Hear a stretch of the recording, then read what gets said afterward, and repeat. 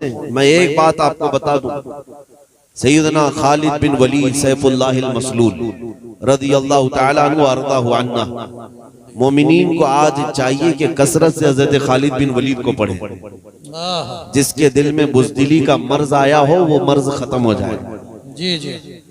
खालिद बिन वलीद उस अजीम सिपह सालार इस्लाम का मैं नाम जिक्र कर रहा हूं आपके सामने, जिन्होंने अपनी जिंदगी में 125 जंगें लड़ी।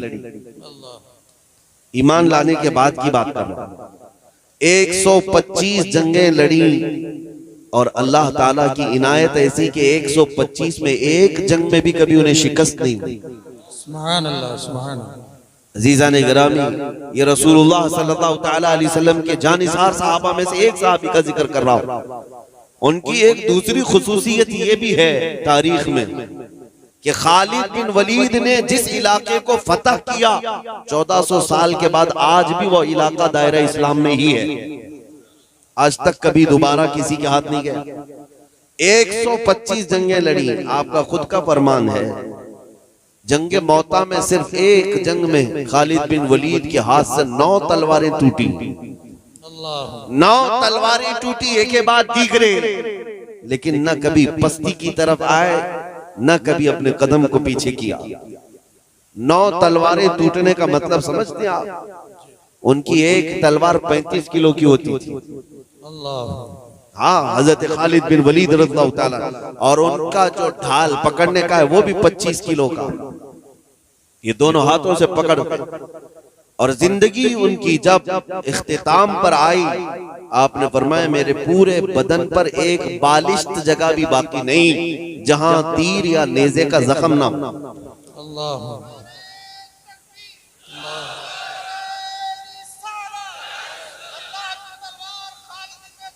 जिंदाबाद, जिंदाबाद, जिंदाबाद, जिंदाबाद, जिंदाबाद, जिंदाबाद। सैयदना खालिद बिन वलीद रज़ियल्लाहु ताला अन्हु का जिक्र हम बड़े अदब से करते हैं। सुनिए मेरे अजीजों, 125 जंगें, उसमें किसी में शिकस्त नहीं और पूरे जिस्म पर जख्म इतने कि एक बालिश बराबर जगह भी कहीं बाकी नहीं है। लेकिन आपकी तारीख लिखने वालों ने लिखा है कि सैयदना खालिद बिन वलीद जहां जाते थे सफों की सफे दरहम बरहम करते थे, और वो बदले जलील जब मैदान जंग में उतरता था तो अच्छे अच्छों के परखचे उड़ा देता। लेकिन एक जंग का मामला ऐसा भी आया खालिद बिन वलीद के साथ कि आप ऐन लड़ाई के वक्त मौजूद थे और कुफार और मुशरिकीन के नरगे में आ गए। कई लोग तलवारें उठाए आपके सामने आए और लड़ाई के दौरान अचानक आपका अमामा गिर गया, सर पर बंधा हुआ अमामा गिर गया। अरे जंग की हालत है, तलवारें ऊपर सोती गई है, लेकिन खालिद बिन वलीद ने तलवारों की तरफ नहीं देखा, अमामे की तरफ देखा। वो उठाने के लिए आगे बढ़ गए, वो उठाने के लिए आगे बढ़ गए, उठाया। इतनी देर में तो कई लोग गर्दनों पर तलवारें चला देते, अगर नजर चुकी तो जान गई जंग का हाल ये होता है। 4-5 बड़े पहलवान जो सर पर तलवार लेकर के खड़े हैं, ऐसे मौके पर खालिद बिन वलीद अमामे के पीछे लगे। ये जंग के उसूलों में से नहीं होता, एक फौजी के तौर तरीके नहीं होते, एक सिपाही के कारनामे ऐसे नहीं होते। वो सारे लोग सहम गए, जो करीब खड़े थे उन्होंने तलवारें नीचे कर ली और पूछा क्या तुम ही वो खालिद बिन वलीद हो जिसका चर्चा हर जगह पर हमने सुना है? क्या तुम ही वो खालिद बिन वलीद बतले जलील हो, मुसलमानों के सिपह सालार हो? कहा हाँ मैं खालिद बिन वलीद हूं। उन काफिरों ने कहा कि हमने ऐसी हरकत तुमसे आज देखी जो एक छोटा फौजी भी नहीं कर सकता। जंग की हालत में जब तुम्हारी गर्दन पर तलवार लटक रही हो, तुम्हें अपनी जान की हिफाजत करनी चाहिए। तुम अपनी पगड़ी की हिफाजत कर रहे हो, तुम अपने अमामे के देखने की तरफ मुतवज्जे हो। सैयदना खालिद बिन वलीद ने उस वक्त जो जवाब दिया वो हमारा उन्वान है।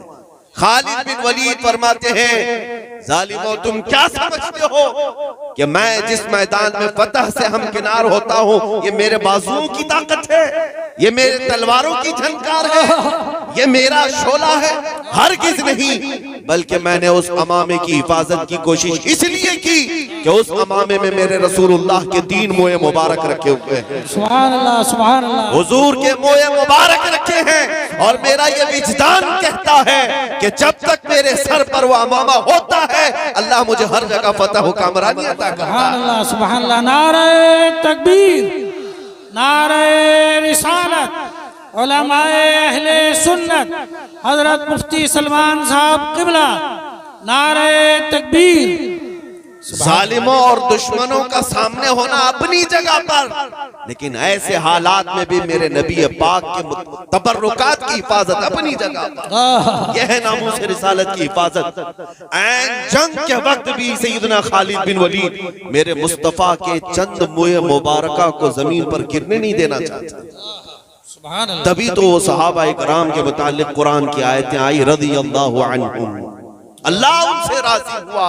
उर्वा बिन मसूद सक़फ़ी, ये कुरैश की तरफ से एक कासिद मक्का हुजूर पाक सल्लल्लाहु ताला अलैहि वसल्लम और सहाबा के हालात देखने के लिए हुदैबिया के मौके पर आए और देखने के लिए कि मोहम्मद सल्लल्लाहु अलैहि वसल्लम के ये फरजाने, इनके परवाने कैसर और किसरा फतह करने की बात करते हैं तो मुट्ठी भर।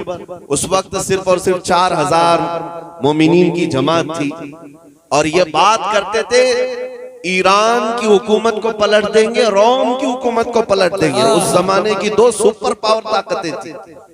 सुपर पावर ताकतों को पलटने की बात मेरे आका सल्लल्लाहु ताला अलैहि वसल्लम के ये परवाने किया करते थे।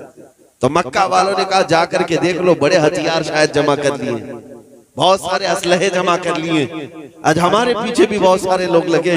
अचानक आकर के घरों की तलाशी लेते हैं कि कहीं कुछ जमा करके रखा है। हाँ, एक साहब, एक अधिकारी आए थे हमारी ऑफिस में, अचानक दरवाजा खोलकर वीडियो बना रहे थे।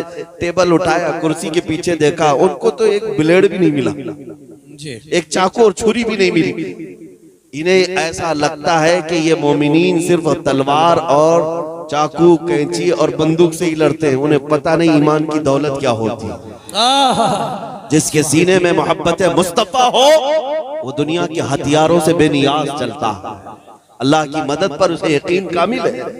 सैयदना गरीब नवाज रज़ियल्लाहु ताला अन्हु बगैर हथियार के हिंदुस्तान तशरीफ लाए और दुनिया ने देखा है बड़े बड़े राजे महाराजे भी वहां घुटने टेकने पर मजबूर हुए।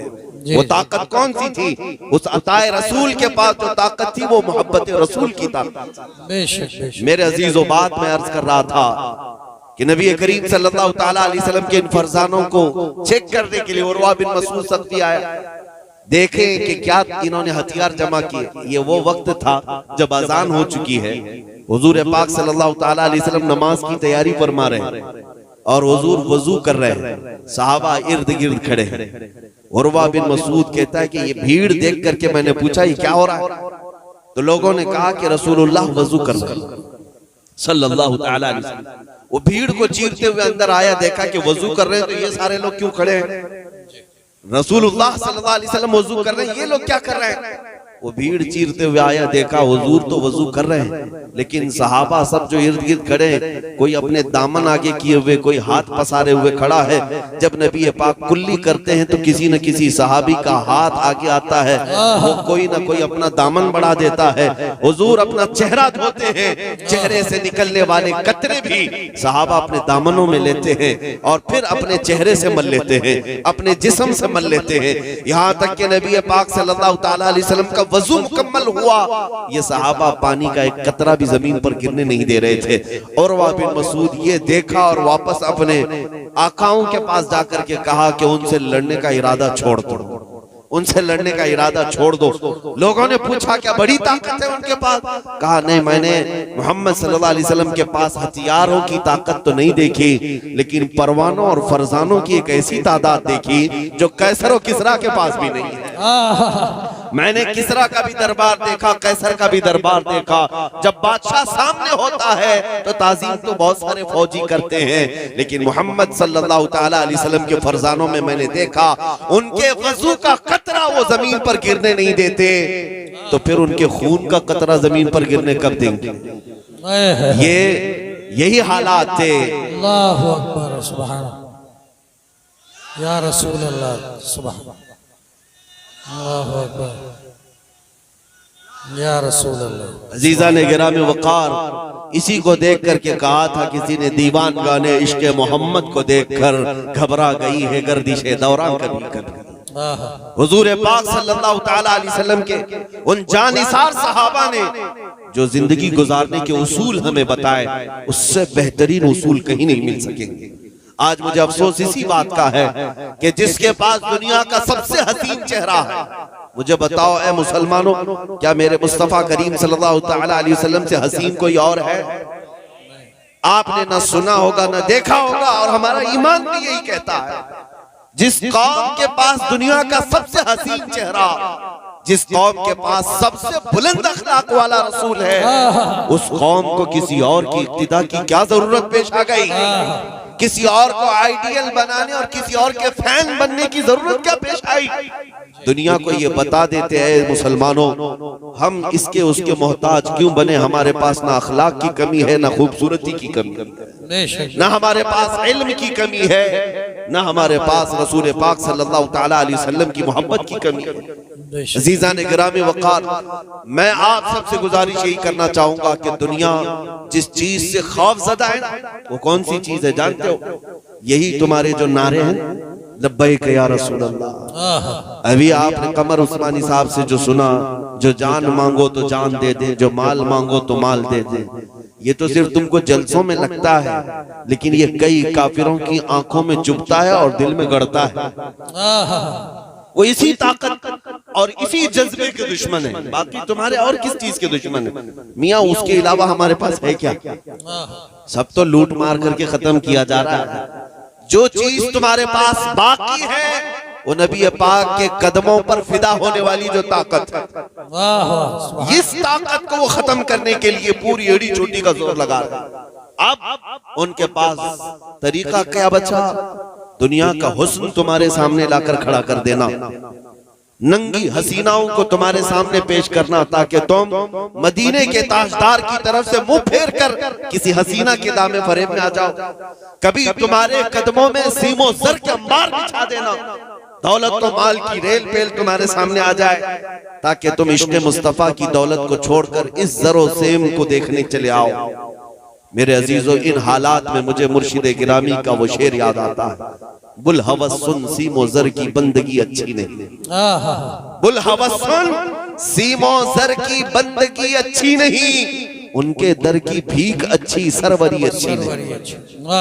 उनके दर की भीख अच्छी सरवरी अच्छी नहीं। दुनिया अब तुम्हें जो आजमाती है वो हुस्न जमाल देकर या दौलत माल देकर, और जो मोमिन दौलत माल हुस्न जमाल के देखने के बाद भी बहकते नहीं, उनके दामे फरेब में फंसते नहीं, उनके लिए फिर ये तलवारें उठाते हैं, उनके लिए ये आतंकवादी मॉब लिंचिंग करते हैं, उनके लिए जेलों की सलाखें हैं।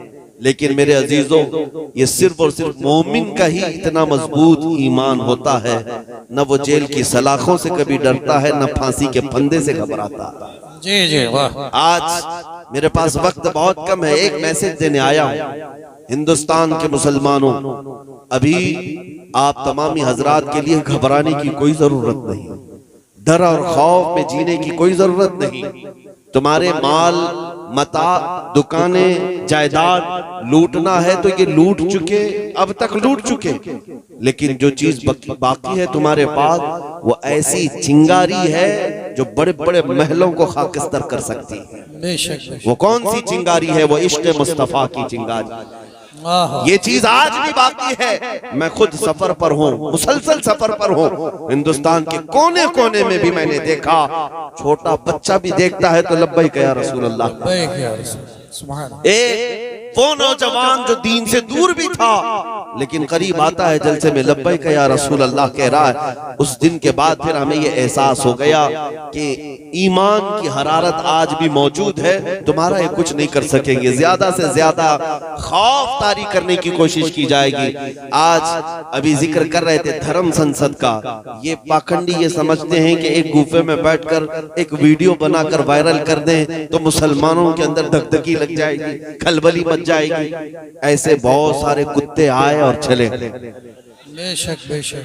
ईमान वाले कल भी सलामत थे, आज भी सलामत है, और इंशाअल्लाह सुबह क़यामत तक हिंदुस्तान की सरजमीन पर सजदे किए जाएंगे इंशाअल्लाह, अज़ानें गूंजेंगी इंशाअल्लाह। इंशाअल्लाह। जो कर सकते हैं वो कर लेने। उनको ऐसा लगता है एक वीडियो वायरल करने से सब खौफज़दा हो जाएंगे।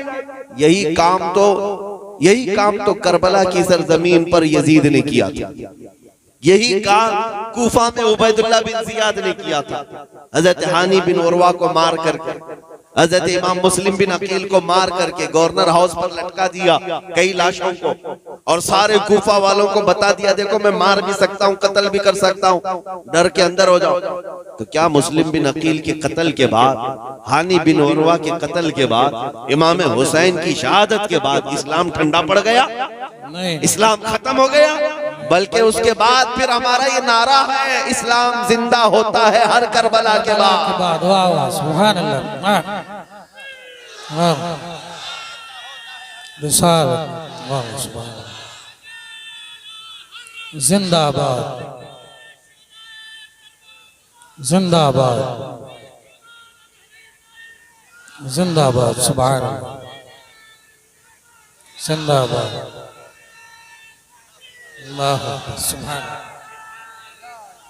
या रसूल अल्लाह। बिल्कुल हक बनता है, बिल्कुल हक बनता है कि संभल के नाम का भी नारा रखे। सुभान, इसलिए कि मोमिनीन का ये अम्बोह, ये जम्मे गफीर, मैंने बहुत तारीख के एतबार से संभल को पढ़ा भी है, तारीखी शहर है। आज आपके दरमियान हो और हमेशा से आपकी कुव्वत ईमानी का चर्चा पूरे हिंदुस्तान में होता रहता है, और इजाजत हो तो इसी मिंबर से उन पाखंडियों को ऐलान करें, इसी मिंबर से ऐलान करें। तुम अपने अंदर बैठकर गुफे में जो मारने और मरने की बात करते हो, अल्लाहु अकबर, या रसूल अल्लाह, या रसूल अल्लाह, तवज्जो।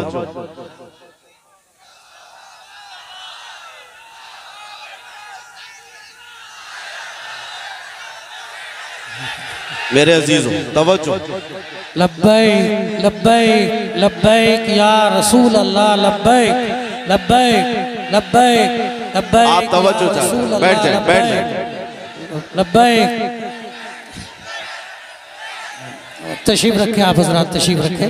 अब बयान से बात कर लें, बयान से बात कर लें, बयान से बात कर लें, बयान की तरफ तवज्जो करें। नारे तो हो जाएंगे, बयान की तरफ तवज्जो करें। मेरे अजीजों, जलसे रोज होते हैं हिंदुस्तान में और नारे भी रोज लगते हैं, लेकिन ये जो नारे हैं ये रगे जान को फड़काने वाले, जी जी, ये यूं ही नहीं लग रहे, ये किसी मुकर्रिर के लिए लगने वाले नारे नहीं है। जी जी, ये नाम मुस्तफा पर जो खून गर्म होता है, जी जी, उस गर्मी के नारे होते हैं, और इसी से उन्हें खलबली भी है, इसी से तकलीफ भी है। मैं इस मिंबर से कहता हूँ, एक लोमड़ी और एक लोमड़ा वो भौंकते रहते हैं, देखते होंगे आप, और फिर हजारों सिक्योरिटी गार्ड के बीच में घूमना। अरे मर्द हो तो मुकाबला करो, मैं तन्हा घूम रहा हूँ पूरे हिंदुस्तान में, अल्हम्दुलिल्लाह तन्हा है हम। हमारे पीछे कोई सियासी ताकत नहीं है, हमारे पीछे कोई ऐसा सपोर्ट भी नहीं है। बाज लोग तलाश करने के लिए मेरे घर तक आए थे कि इनको कौन बैकिंग कर रहा है, कौन सी सियासी पार्टी इनके पीछे है। हमने कहा था तुम्हारी नाक रकड़ जाएगी और तुम पता नहीं कर पाओगे कि कौन बैकिंग कर रहा है, इसलिए कि ढूंढा ही करे सदर क़यामत के सिपाही, वो किसको मिले जो तेरे दामन में छुपा। हम मोमिनीन की बैकिंग और अगर सपोर्ट कहीं से होता है तो गुंबद खजरा से होता। नबी पाक सल्लल्लाहु तआला अलैहि वसल्लम की मोहब्बत लेकर हम पूरी दुनिया में तन्हा चलते हैं, अल्हम्दुलिल्लाह खौफ नहीं होता, इसलिए कि जालिमों डराओ उसे जिसे जीने का शौक हो। मौत से डराना, जेल से डराना, फांसी से डराना, उसे डराओ जिसे जीने का शौक है। हम तो रोज रात ये सोच करके सोते हैं कि कब मलकुल मौत आए, रूह कब्ज करे और हमारे नबी से हमारी मुलाकात कराए। सुभान अल्लाह, सुभान, नारे तकबीर, नारे रिसालत, इज्तिमाए पैगाम हक, उलमाए अहले सुन्नत मुफ्ती मोहम्मद सलमान साहब किबला अजहरी, नारे तकबीर, सुभान अल्लाह। है शबे गौर भी उसी गुल से मुलाकात की रात। अजीजान गिरामी वकार, मैं बात ये कह रहा था, आप अपना जोश थोड़ी देर के लिए खामोश रखें, थोड़ी देर के लिए। मैं बात ये कह रहा था कि इनकी इतनी ताकतों के मातहत होने के बाद लोमड़ी और लोमड़ा चंद कमरों के अंदर बैठ करके वीडियो बनाकर वायरल करके मुसलमानों के दिलों को छलनी करने की कोशिश है। और हैपोक्रेसी, जो डेमोक्रेसी खत्म होकर हैपोक्रेसी जो आई, ये सारे मनाजिर के बाद मैं उनसे कहता हूँ, मैंने एक क्लिप सुनी, कोई वो लोमड़ी कहती है एक, और एक लोमड़ा कहता है कि हम 20 लाख लोगों को मारेंगे, इतने मुसलमानों का कत्ल करेंगे तो फिर हमारे यहाँ पर हिंदू राष्ट्र कायम हो जाएगा। जालिमों, तुम्हारे अंदर इतनी हिम्मत ही नहीं है, मारने मरने की बात पाखंडियों से हो ही नहीं सकती, कभी हो ही नहीं सकती। एक बात मैं कहूंगा, अगर मारने और मरने का शौक ही है तो चलो मैं भी चलता हूं, तुम भी चलो, बॉर्डर पर खड़े हो जाते हैं। अब बॉर्डर पर खड़े होंगे, अपने देश की रक्षा करते हैं, अपने देश की हिफाजत के लिए चलो बॉर्डर पर चलते हैं, फिर देखा जाएगा कि कितनी गोलियां तुम खाते हो, कितनी हम खाते हैं। और मैं अकेले की बात नहीं कर रहा हूं, इंशाअल्लाह अजीज, जिस दिन मेरे मुल्क के अजीज की हिफाजत की बात आए, ये उलमा भी हाजिर होंगे, ये मजमा भी हाजिर इंशाअल्लाह। इसलिए कि इस मुल्क को हमने खूने जिगर से सींचा, यहाँ हमारी तारीख मौजूद है। अजीजा ने गिरामी वकार, इन आतंकियों के गले में अगर हुकूमत ने पट्टा नहीं डाला तो ये कुत्ते इन हुकूमतों को ही नोच खाएंगे। वो दिन भी आएगा जब यही कुत्ते इनके लिए भारी पड़ जाएंगे, यही भारी पड़ जाएंगे। अंदाजा कर ले मेरे अजीजों, कारून शायद ये समझता है कि पैसे की रेल पेल से मैं 100 साल जी लूंगा। ये शद्दाद, ये हमान, ये फिरौन ये समझता है कि मैं अपनी ताकत के बलबूते पूरे लोगों की गर्दनों पर हुकूमत कायम कर लूंगा। वो तो बड़ी ताकतें थी, तुम्हारी हैसियत मच्छर के बराबर भी नहीं। और अगर हुकूमतें खुलेआम ये सारी बातें कर रही हैं, मेरे अजीजों, एक तारीख यहाँ वैसी भी आई थी 100 साल पहले, 100-150 साल पहले, 1857 की तारीख, जिसको अंग्रेज आज भी गदर कहता है, अंग्रेज आज भी गदर कहता है। 1857 की तारीख में अंग्रेजों को भी यही नशा चढ़ा था, यही नशा चढ़ा था कि हम जो चाहे कर लेंगे, कत्ले आम करेंगे, मार डालेंगे। उस वक्त किफायत अली काफी रहमतुल्लाह ताला अलैह को फांसी पर चढ़ाया था, फांसी पर चढ़ा करके जश्न मनाए थे 8 दिन तक। क्यों किफायत अली काफी को चढ़ाया था जानते? एक आलिम रब्बानी को इसलिए चढ़ाया था कि वो बोलते थे तो हजारों का मजमा जमा होता, लोग उनके पीछे दीवानावार घूमते, तो ऐसे उलमा तो उनको खलते हैं। फांसी पर चढ़ा करके 8 दिन तक जश्न मनाया था, लेकिन खुदाई कानून उन्हें मालूम नहीं। तुम एक किफायत अली काफी को जो ये कहता था कोई गुल बाकी रहेगा न चमन रह जाएगा, पर रसूलुल्लाह का दीन हसन रह जाएगा, फांसी पर चढ़ा करके तुमने ये सोचा कि एक आशिक रसूल की जुबान बंद कर दिया, उसे गर्दन से अलग करके जिस्म को अलग कर दिया। अब उम्मत ठंडी हो जाएगी, ये जमात सो जाएगी। लेकिन मौला ताला का एहसान तो देखें, मुरादाबाद ज्यादा दूर नहीं है, किफायत अली काफी को यहाँ फांसी पर चढ़ा रहा है अंग्रेज, और मौला पड़ोस में बरेली में इमाम अहमद रजा को पैदा कर रहा है। सुभान अल्लाह। ज्यादा फासला न शहरों का है न तारीख का है। एक आशिक रसूल अगर तुम्हारे हाथों फांसी पर चढ़ा है तो अल्लाह ताला ने दूसरा ऐसा आशिक पैदा किया जिसने करोड़ों दिलों में ये इश्क भर दिया, करूं तेरे नाम पे जां फिदा, न बस एक जां दो जहां फिदा, दो जहां से भी नहीं जी भरा, करूं क्या करोड़ों जहां नहीं। मैं बात ये करना चाहता हूँ, तुम जितने चिराग बुझाओगे मौला उतने चिराग और रोशन फरमाए। सुभान अल्लाह, सुभान अल्लाह। जिसको जिसको तुम पकड़ करके कत्ल करने की धमकियां देते हो, ये इस्लाम न कल मिटा था, न आज मिटा है, ना सुबह क़यामत तक मिटा सकोगे। अल्लाह ने कुरान पाक में फरमाया है, युरीदूना लियुत्फिउ नूरल्लाहि बिअफ़वाहिहिम वल्लाहु युरीदु अन युतिम्मा नूरहु वलौ करिहल काफिरून। मुशरिकीन ये चाहते हैं कि अपने मुंह के फूंकों से अल्लाह के चिराग को बुझा दे, और ये हो नहीं सकेगा। अल्लाह अपने चिराग को रोशन करके रहेगा, काफिर अगरचे इसको नापसंद करें। काफिर अगरचे इसको नापसंद करे। मेरे अजीजों, बात सिर्फ इतनी मुझे करनी है, तुम्हारा अपना रोल क्या होना चाहिए? क्या यही जोश के नारे जो हम पिंडाल में बैठ करके करें? क्या हमारी यही तकरीरें जो जलसे तक रहे? नहीं मेरे अजीजों, हमारा लक़ब, एक मोमिन का लक़ब ये था कफन बरदोश। ये सीने पर बल्कि अपने कंधे पर कफन लेकर के चलता है। इसे मौत से खौफ नहीं है। तो ये खौफ जब तुम्हारे सीने से निकलेगा तो हक बोलने की हिम्मत उतनी बढ़ती चली जाएगी। ज्यादा से ज्यादा तुम्हें किस बात से डराया जाता है आज? फांसी से, ये सबसे हाईएस्ट सजा है ना, या जेल से। ये दोनों चीजें एक मोमिन के लिए कोई माने नहीं रखती। जेल की सलाखों पर जाने के बाद बुजुर्गों ने लिखा भी है कि मोमिन घबराना नहीं, अगर मुस्तफा के नाम पर गया है, अगर नबी पाक के नाम पर गया है, तो अंदर जाने के बाद हो सकता है तेरी माँ, तेरी बीवी, तेरे भाई देखने ना आए, लेकिन एक रात जरूर आएगी जब ताजदार मदीना खुद तशरीफ। सुभान अल्लाह, सुभान अल्लाह।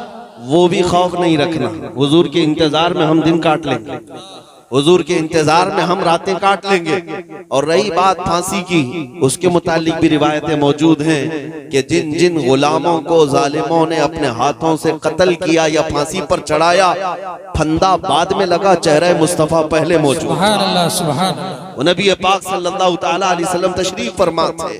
अजीजान गिरामी वकार, ये दो तमन्नाएं जिसके पास हैं, फिर उसे किस बात का खौफ है? बेखौफ जियो। ये मुल्क हमारा कल भी था, आज भी है। ये भीख में मांगा हुआ हमारा मुल्क नहीं है, और किसी की चापलूसी करके खरीदी हुई जमीन हमारी नहीं है। ये हमारे आबा व अजदाद, बल्कि आदम अलैहिस्सलाम की जमीन है, हमारे बाप की जमीन है, हमारे बाप की जमीन है। अजीजान गिरामी वकार, मैं बात ये अर्ज करना चाहता हूँ, आयत करीमा जो मैंने पढ़ी थी उसमें अल्लाह ने यही फरमाया, अगर रसूल के हुक्म की मुखालिफत करोगे तो फितने में मुब्तला हो जाओ और अज़ाब अलीम में गिरफ्तार हो जाओगे। अभी देर नहीं हुई है, अभी सवेरा है। मैं नौजवानों को कहता हूँ, उस नुक्ते पर आ जाओ, उस पॉइंट पर जमा हो जाओ जहां रसूलुल्लाह सल्लल्लाहु अलैहि वसल्लम ने अपने सहाबा को छोड़ा था। मेरे आका ने हुजूर को जहां छोड़ कर नसीहत फरमाई थी, उस नुक्ते पर आ जाओ, बस बाकी सब तुम्हारा, सारे मैदान तुम्हारे हैं, कोई ताकत तुम्हें ज़ेर नहीं करेगी इंशाअल्लाहुल अज़ीज़। लोग जिस तरह की बातें करते हैं, मैं आपको बताऊं, सलाहुद्दीन अय्यूबी का भी तज़किरा करते हैं। सुल्तान सलाहुद्दीन अय्यूबी, फातिह बैतुल मुक़द्दस, एक सिपहसालार के नाम से दुनिया जानती है। आज अंग्रेज भी उस सलाहुद्दीन की तारीफ में रत्बुल लिसान है। अंग्रेज भी कहता है वैसा जर्नल हमने नहीं देखा। क्यों जानते हैं? अंग्रेजों की किताब में लिखा हुआ है, सलाहुद्दीन अय्यूबी ने 18 साल तक जंगें लड़ी सलीबियों के साथ, ईसाइयों के साथ, लेकिन उसमें लाखों कैदियों को अपने हाथों से आजाद किया। आजाद करने की आदत बहुत ज्यादा किसकी? सलाहुद्दीन अय्यूबी की। शहादत है मतलूब व मकसूद है मोमिन, न माने गनीमत न किश्वर कुशाई। एक आशिक रसूल का जो मकसूद होता है ना, वो ये नहीं है कि सिर्फ गर्दनें उड़ाना है, उसका मकसूद जो होता है वो अल्लाह, उसके रसूल की रजा। सलाहुद्दीन अय्यूबी के साथ एक वक्त ऐसा भी आया जब आप बीमार हो गए। इस बीमारी के आलम में मुसलमानों के एक काफिले पर एक ईसाई जर्नल ने हमला किया था, बुरनिस नाम था उसका। उसने हमला किया और सारा माल लूट लिया, कोड़े लगाया, औरतें भी थी, बच्चे भी थे और भी लोग थे। लेकिन मारते मारते उस जालिम ने क्या कहा था जानते हो? ए मुसलमानों, पुकारो अपने मोहम्मद को, मोहम्मद को बुलाओ, क्यों तुम्हारी मदद के लिए नहीं आता? मुआज़ल्लाहि रब्बिल आलमीन। जब वो इस तरह के ताने दे दे करके माल लूट रहा था और सारे लोगों को निहत्ता पा करके मार रहा था, लुटा हुआ काफिला, ये ताराज काफिला जब वापस लौटा तो सलाहुद्दीन अय्यूबी से शिकायत की कि सुल्तान इस्लाम, हमारे साथ ऐसे मामलात हुए। ये वो हालात थे जब सलाहुद्दीन सख्त बीमार थे, जिसको मरगुल मौत कहा जाता है, यानी मौत की बीमारी, मरगुल मौत, मौत की बीमारी जिसको कहा जाए। लोग इयादत के लिए आ रहे थे, लेकिन सलाहुद्दीन अय्यूबी ने जैसे ही ये बात सुनी, अल्लाह की बारगाह में हाथ फैलाया, कहा ऐ रब्बे जुल जलाल, तूने सलाहुद्दीन को हर चीज अता की, बस तेरा ये नाचीज बंदा, आजिज बंदा इतनी भीख मांगता है कि मेरी उम्र को इतनी लंबी कर दे कि मैं बुर्निस का सर उड़ा सकूं, अल्लाह, इतनी जिंदगी और दे दे। क्यों? इसलिए कि नबी पाक सल्लल्लाहु ताला अलैहि वसल्लम को उसने ताना मारा। मोमिनीन से ये कहा ना कि मोहम्मद को बुलाओ। सलाहुद्दीन अय्यूबी बीमारी के आलम में ये दुआ करते रहे। 2.5 साल का अरसा गुजरा। 2.5 साल के बाद आप शिफायाब हुए, सेहतमंद हुए, और उसके बाद खड़े हुए और तलवार लेकर के निकले। मोमिनीन की फौज को जगह जगह रवाना किया, मार के हुए। एक दिन वो आ भी गया जब ये बुर्निस हत्ते चढ़ गया मुसलमानों, हाँ गिरफ्तार हो गया। और मुसलमान जब फातिह की हैसियत से बैतुल मुकद्दस में आए और उस बुर्निस को पकड़ करके लाए। सलाहुद्दीन अय्यूबी की आदत तो थी कि गिरफ्तार कैदियों को रोज आजाद करता था, रोज आजाद करते थे। उस दिन भी जितने कैदी आए थे उनमें से अक्सर को आजाद किया। जब बुर्निस का नंबर आया, उसने कहा, ऐ सलाहुद्दीन, तुम्हारी आदत तो हमें पता है कि तुम गिरफ्तार कैदियों को माफी के बाद आजाद कर देते हो। मैं भी माफी मांगता हूं, मुझे अपने वतन जाने दे दो।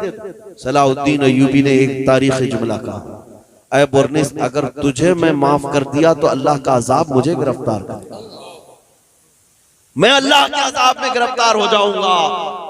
तेरी जुबान से मैंने वो नाजेबा कलमा सुना है जिसको एक मोमिन सुन करके जिंदा रहना बेकार समझता। सलाहुद्दीन अय्यूबी ने तलवार लहराई और उसकी गर्दन पर रख करके कहा, आज से 2.5 साल पहले तूने मुसलमानों से कहा था कि बुलाओ मोहम्मद कहाँ है। देख, उस मोहम्मद ने सलाहुद्दीन को भेजा है तेरा सर कलम करने। सुभान अल्लाह, सुभान अल्लाह, नारे तकबीर, सल्लल्लाहु ताला अलैहि वसल्लम, उसका सर कलम किया, सुभान अल्लाह, उसका सर कलम किया। लेकिन जो बात मुझे अर्ज करनी है वो ये है मेरे अजीजों, ये जो 2.5 साल का अरसा गुजरा ना, जो बीमारी के आलम में थे सलाहुद्दीन अय्यूबी, ये 2.5 साल के बारे में उनके शागिर्द और उनके फौजी रिवायत करते हैं, एक दिन भी हमने सलाहुद्दीन को पैर फैलाकर सोते हुए नहीं देखा। अल्लाह, 2.5 साल तक पैर फैला करके नहीं सोया। बीमार भी थे, लोग कहते कि लंबा सो जाएं, वो कहते जलाल में आकर कि तुम मुझे सीधा सोने की बात करते हो, जबकि मेरे ऊपर अभी फर्ज बाकी है। मेरे नबी पाक को गाली दी, सुभान अल्लाह, उस फर्ज की जब तक सुबुकदोशी ना हो मैं अपने पैर लंबे नहीं करूंगा। ये थे हमारे सलातीन इस्लाम। इनको अल्लाह ताला ने जो फतूहात अता की है वो वफाए मुस्तफा पे अता की है। नबी पाक सल्लल्लाहु ताला अलैहि वसल्लम की वफादारी में मिली है सारी चीज। अजीज़ान गिरामी वक़ार, आज मैं आपसे भी यही कहता हूँ, ताकत और कुव्वत जमा करने की कोशिश में अपने वक्त को सर्फ ना करो, बल्कि जवानों से मैं सिर्फ इतनी बात कहूंगा, किसी दिन खड़े हो जाना, किसी दिन खड़े हो जाना, आंख बंद करके अपने नबी पाक को हाजिर और नाजिर समझना और कहना, या रसूल अल्लाह, दुनिया में बहुत थक चुका, रंगीनियां रानाइयां देख करके मैं गुमराह तो बहुत हुआ, लेकिन अब जो चलूंगा तो सिर्फ आपके कदमों के पीछे चलूंगा। सुभान अल्लाह, फिर देखना कि रसूलुल्लाह सल्लल्लाहु ताला अलैहि वसल्लम की इनायतें आएंगी कि नहीं आएंगी। इसलिए कि वो रसूल निहायत ही गैरतमंद रसूल, गैरतमंद रसूल है। उन जवानों से मैं कहता हूँ जो किसी लैला की मोहब्बत में मजनू हो गए, पागल नजर आते हैं, चेहरा लटका हुआ है, महबूबा छोड़कर भाग गई तो ये खुदकुशी करने पर आ गया और शेर और शायरी में जिंदगी गुजारने लग गया। एक साहब आए थे मेरे पास, वो दर्द की दास्तान सुना रहे थे। 4 साल का हमारा रिश्ता था, छोड़कर भाग गई और आप चेहरा लटकाए इधर उधर घूम रहे, शेर और शायरी कर रहे हैं। मैंने यही कहा था ना था, जब दिल देना ही था तो ऐसे को क्यों दिया जो रोज अपना दिल बदल। ये दुनिया है जिसको आला हज़रत ने कहा था, शहद दिखाए जहर पिलाए, कातिल डाइन शोहर कुश, ये अपने शोहर को मारने वाली दुनिया है। तुमको दिल देना ही था तो ऐसी लैला को क्यों दिया जिसका तुम्हारे ताल्लुक से कोई ऐसा ख्याल नहीं है। मेरे अजीजों, एक दिल अल्लाह ने दिया, काश अगर दरे मुस्तफा पर रखा होता। ताजदारे मदीना के हाथों में दिया होता। मेरे मुस्तफा की गैरत इतनी है कि तुम्हारी आखिरी सांस तक वो कभी तुम्हारा हाथ नहीं छोड़ते। दुनिया तो दुनिया है, कब्र में भी जाओगे, मुनकर नकीर बाद में आएंगे, तुम्हारे मुस्तफा पहले कब्र तो कब्र है। हश्र के दिन भी यही हाल होगा, जब कोई तुम्हें पूछ नहीं रहा होगा, माँ बच्चे से भाग रही होगी, लेकिन वो मुस्तफा है। फरमाते हैं कयामत के दिन तुम देखोगे मेरे कंधे पर चादर पड़ी होगी और चादर खसक खसक कर गिर रही होगी। एक हाथ से मैं अपनी चादर संभाल रहा हूँगा और दूसरे हाथ से अपने उम्मती को पकड़ रहा हूँ। जन्नत में जाने तक की जमानत है मेरे मुस्तफा की। वहां दिल दिया होता तो चेहरा लटकाए हुए नहीं घूम रहा होता और दुनियावी मजाजी इश्क में शेरो शायरी नहीं कर रहा होता। अगर उस दरबार में दिल दिया होता तो फिर फख्र से ये कहता, जान है इश्क मुस्तफा रोज फजू करे खुदा, जिसको हो दर्द का मजा नाजे दवा उठाए क्यों। आओ आशिकों को सुनो, बरेली का आशिक कहता है फिर के गली गली तबाह, ठोकरें सबकी खाई क्यों, दिल को जो अक्ल दे खुदा तेरी गली से जाए क्यों। अजीजा ने गिरामी वक़ार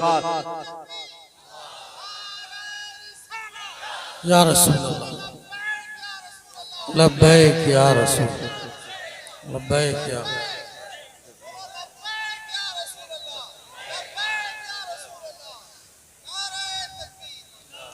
मैं बात अर्ज ये कर रहा हूं, इसके उसके पैरोकार होना और उसके इसके हुस्न पर फिदा होना ये छोड़ दो। तुम्हें जवानी इन दुनियावी मजाजी आशिकों के तौर पर गुजारने के लिए नहीं दी गई है।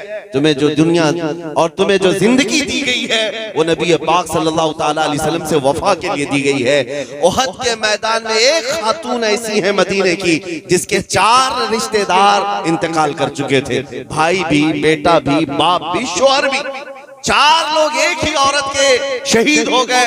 जब सहाबा उसे खबर देने के लिए आए, तुम्हारे बाप भी शहीद हुए, तुम्हारे बेटे भी, तुम्हारा भाई भी, तुम्हारा शौहर भी, उस खातून ने क्या पूछा, ऐ लोगों सब मेरे घर वालों के कत्ल की खबर दे रहे हो, पहले बताओ रसूलुल्लाह सलामत है या नहीं, हुजूर पाक सल्लल्लाहु ताला अलैहि वसल्लम सलामत है या नहीं।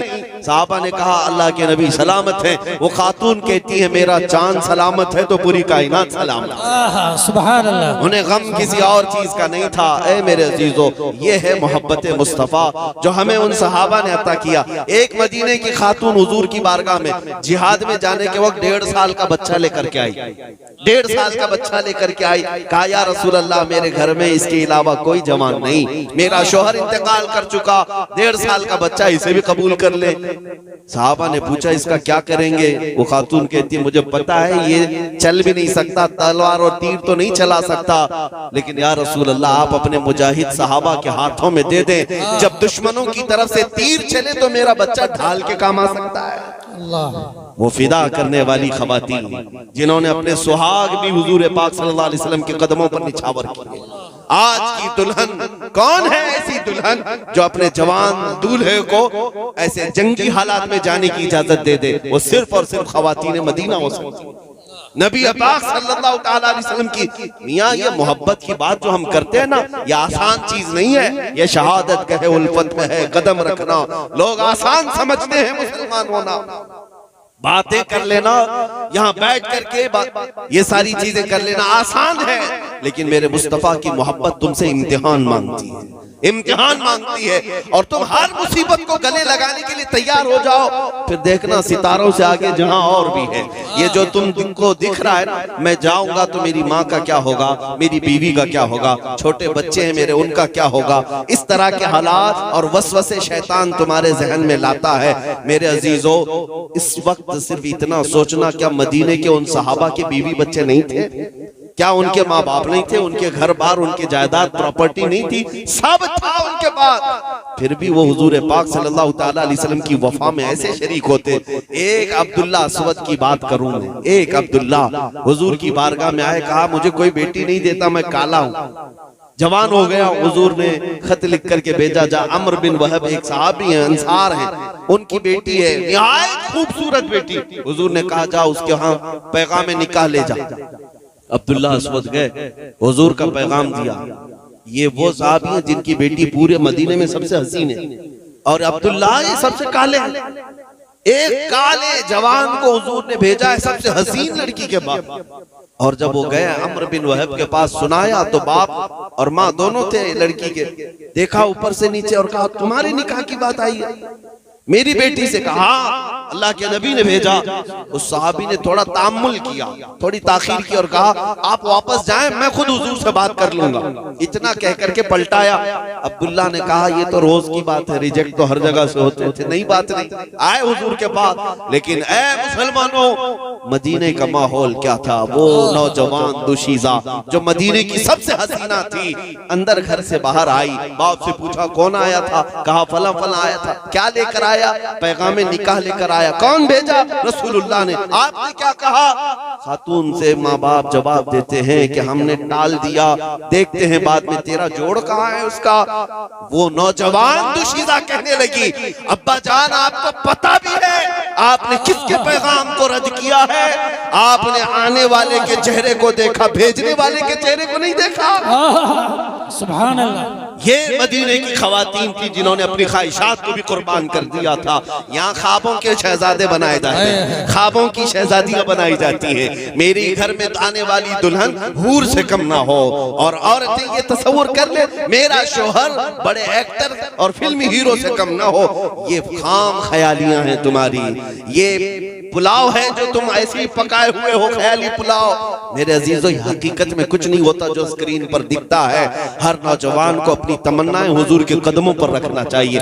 नौजवानों तुम अगर अल्लाह की बारगाह में दुआ करो तो यूं करो, शादी अगर अभी नहीं हुई मौला वो दुल्हन अता कर दे जो मुझे तुझसे और तेरे रसूल से करीब कर दे। और दुल्हन ये दुआ करे मौला मुझे वो रफीक हयात, वो शरीक हयात अता कर जो मेरे आधे ईमान को मुकम्मल तरीके से भर दे, मुझे तेरी बारगाह में सर बसुजूद होने वाला बना दे। ये होती है तमन्नाएं। जब बेटी ने ये कहा तो बाप दौड़े दौड़े हुजूर के पास आए। जब अब्दुल्ला अस्वद हुजूर के पास वो किस्सा सुना रहे थे कि मैं रिजेक्ट होके आया हूँ, वो साहबी भी पीछे पीछे आके कहा या रसूल अल्लाह माफ कर दे, ताखीर हो गई। मैंने सोचा था कि बेटी से पूछ लो, लेकिन मेरी बेटी कमाल का ईमान रखती है, कमाल का ईमान रखती है। मैंने सिर्फ बेटी की खातिर इनको पलटाया था। हुजूर ने माफ कर दिया और उनका निकाह तय हुआ मस्जिद नबवी में। तवज्जो चाहता हूँ, तवज्जो। ये अब्दुल्ला अस्वद गरीब भी है, काले भी है, पैसा भी नहीं शादी करने का, खुद रसूलुल्लाह ने पैसे थे, सुभान अल्लाह, माल दिया के जा शादी का सामान खरीद ला, जो जहेज लगता है, जो घर बसाने के लिए सामान की जरूरत है ले आओ। ये अब्दुल्ला गए बाजार में सामान खरीद रहे थे, शादी का सामान खरीद रहे थे। अचानक मदीने की गलियों में आवाज आई, दुश्मनाने मुस्तफा ने मदीने पे हमला किया, अल्लाह के नबी जिहाद की तरफ निकल रहे। हुजूर पाक सल्लल्लाहु तआला अलैहि वसल्लम निकल पड़े हैं। अब्दुल्ला अस्वद जो बाजार में शादी का सामान खरीद रहे थे पलट गए और जंग का सामान खरीदना शुरू किया। तलवार खरीदी, नेजा खरीदा, घोड़ा खरीदा, वो जिरा खरीदी, जो लोहे की टोपी होती है और लोहे का लिबास होता है, ये खरीद लिया। जितने पैसे थे पूरे खर्चा कर दी, 1 रुपये भी नहीं बचाया। अरे मियाँ शादी है, जंग में जाकर आने के बाद भी तो हो सकती है शादी, पैसा बचा कर रख दे। नहीं, ये वो रसूलुल्लाह के फिदाई हैं जिन्होंने अपनी ख्वाहिशात को हुजूर के कदमों पे निछावा। उनका मतमा, उनका मकसूद नजर सिर्फ रसूलुल्लाह की रजा थी। गए सामान खरीदने और सब खरीद करके घोड़े पर बैठकर जिहाद में आ भी गए। मैदान में जब लड़ने आए, अब तक जितनी जंगों में वो शरीक होते थे नंगे पैर आते थे, हाथों में कुछ भी नहीं होता था गुर्बत की वजह से, लेकिन आज एक शहसवार की हैसियत से आ रहे थे। हाथ में तलवार, दूसरे हाथ में ढाल है, घोड़े पर बैठे हैं और लिबास लोहे का है, और लड़ने लगे जब तो कुफार की सफों को दरहम बरहम करने लगे। कभी इधर नरके में जा रहा है, कभी उधर जा रहा है। अरे आज शादी होने वाली है, बच बचा करके लड़ता नहीं, ये तो पूरे जम्मे गफीर में घुसने को तैयार है। हुजूर पाक सल्लल्लाहु तआला अलैहि वसल्लम दूर से देखते हुए अपने चंद सहाबा से पूछते हैं, जानते हो ये कौन है? कौन है ये जो नया आदमी आया है? क्योंकि चेहरा भी छुपा हुआ था, पूरे लोहे की टोपी पहने हुए। सहाबा गौर से देखते रहे, कहा या रसूल अल्लाह ये मदीने का तो नहीं दिख रहा, ये यहाँ का नहीं है, कोई दूसरा आया होगा जो हमारी हिमायत के लिए उतरा होगा।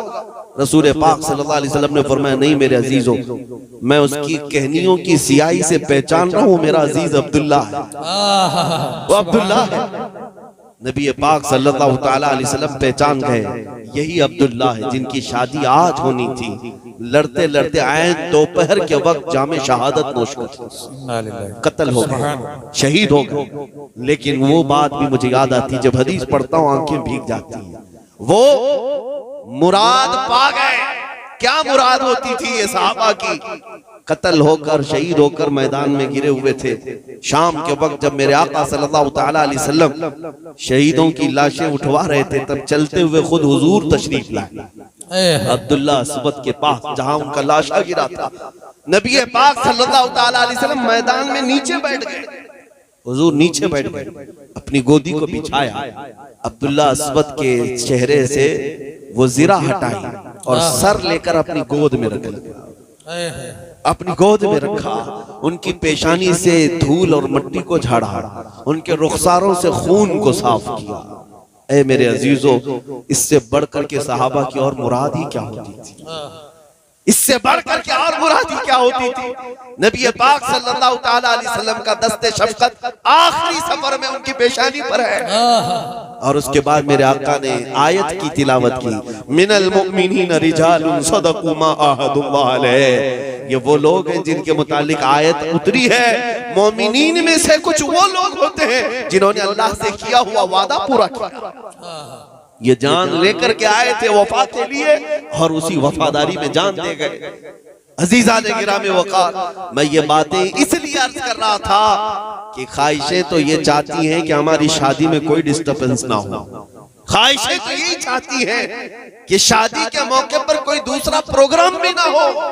लेकिन वो सहाबा ने ये साबित कर दिखाया, हर चे तेरी दुनिया बादे मुस्तफा, जो कुछ दुनिया में है रिश्ता नाता वो सब मुस्तफा के बाद है।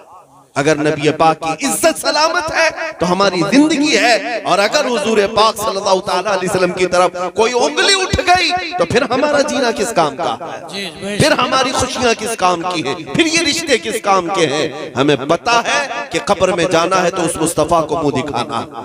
हमें पता है कि हश्र में जाने के बाद उनकी शफाअत के सिवा कोई चारा नहीं। तो इसीलिए फाजिल बरेलवी ने कहा था, आज ले उनकी पनाह, आज मदद मांग उनसे, कल न मानेंगे क़यामत में अगर मान गया। मेरे अजीजों, मैं गुफ्तगू को समेटता हूँ। उन नौजवानों से मैं मुअद्दबाना इल्तिमास करता हूँ जिन्होंने मोबाइल इंटरनेट पर अपनी जिंदगियां तबाह बर्बाद कर डाली।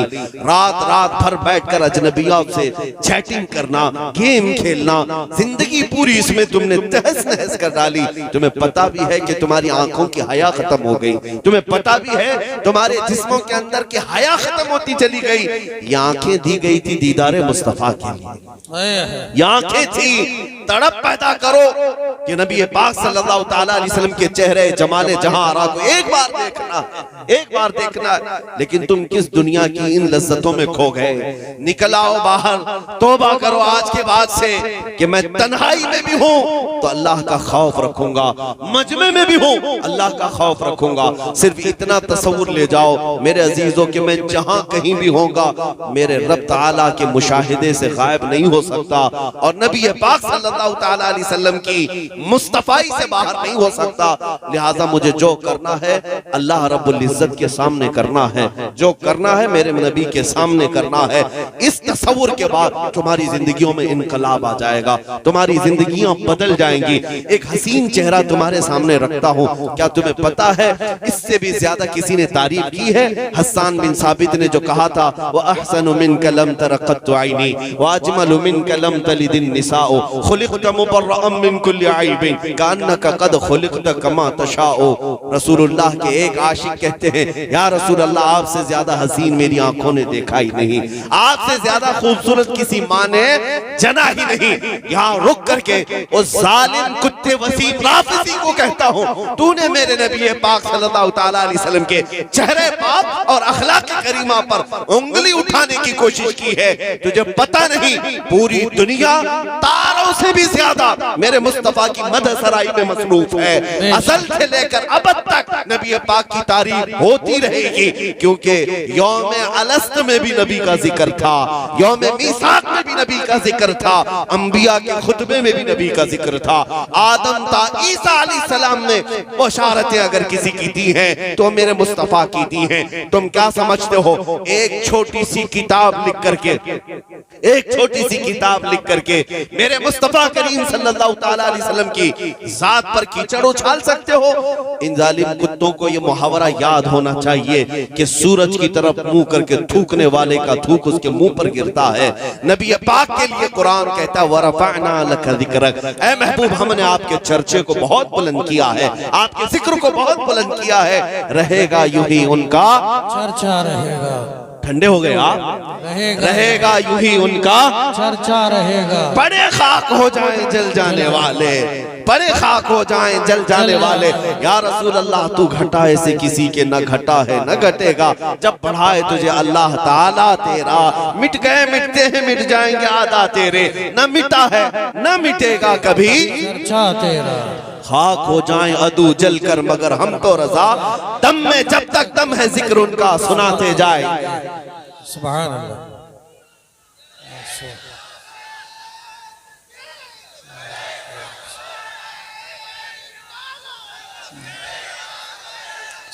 सुभान अल्लाह सुभान अल्लाह।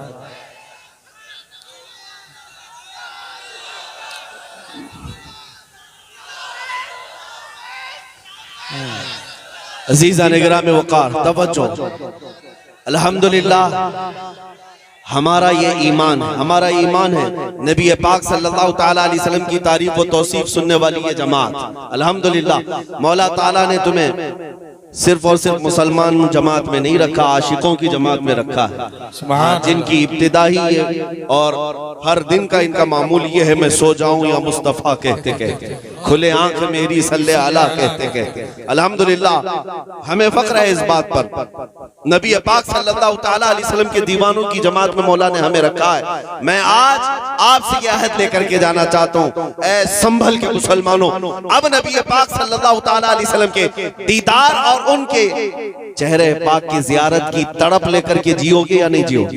इंशाअल्लाह। हुजूर पाक सल्लल्लाहु तआला अलैहि वसल्लम की जियारत की तमन्ना लेकर जिएंगे।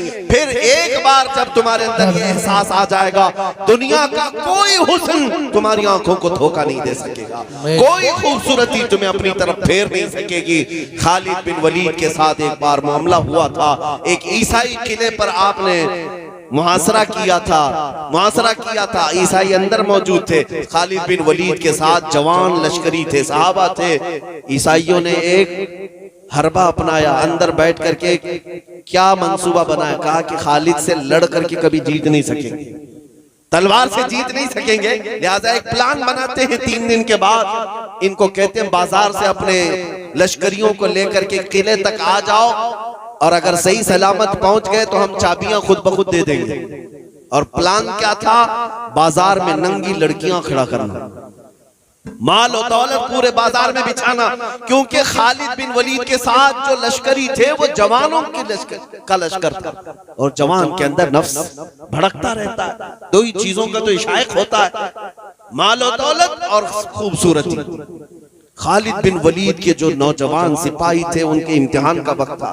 3 दिन के बाद जिस बाजार से उन्हें गुजरना था, पूरे बाजार में औरतों को बरहना लिबास में खड़ा किया था हसीनाओं ईसाइयों ने, और माल बिछाया था। खालिद बिन वलीद ने जैसे ही देखा अपने नौजवानों को रोक लिया, कहा रुक जाओ।